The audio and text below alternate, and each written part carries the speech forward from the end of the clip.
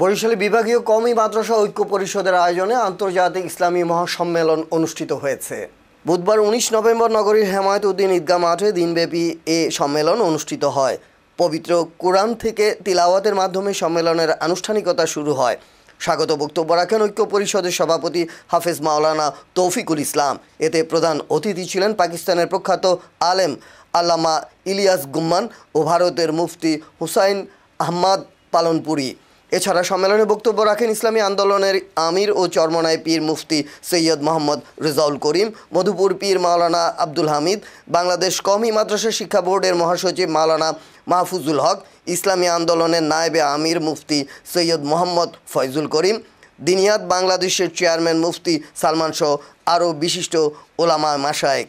দিনব্যাপী অনুষ্ঠিত ইসলামী মহাসম্মেলনে দেশ বিদেশের খ্যাতিমান ওলামা একরাম অংশ নেন। এছাড়া সম্মেলনে বরিশাল বিভাগের বিভিন্ন জেলা, উপজেলা, থানা ও মফস্বলের ওলামা একরাম, মসজিদের ইমাম, মুয়াজ্জিন, মাদ্রাসার শিক্ষক, শিক্ষার্থী সহ নানা শ্রেণী পেশার মানুষ অংশ নেন।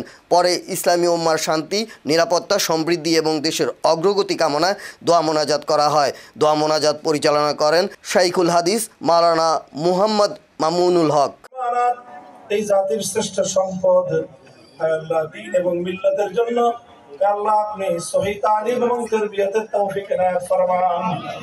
ইলাহুল আলামিন, রব্বুল আলামিন, আমাদের পূর্বপুরুষরা অনেক ত্যাগ, কুরবানি, ঘাম, অশ্রু আর রক্ত দিয়ে এই জমিনের আমানত আমাদের কাছে রেখে গেছেন। আয় আল্লাহ, সেই আমানতের হেফাজত করার তৌফিক এনায়েত ফরমান। আয় আল্লাহ, মুসলমানদের এই পবিত্র মাটি, প্রতি ইঞ্চি মাটিকে আপনি ইসলামের ঘাঁটি হিসেবে কবুল ফরমান।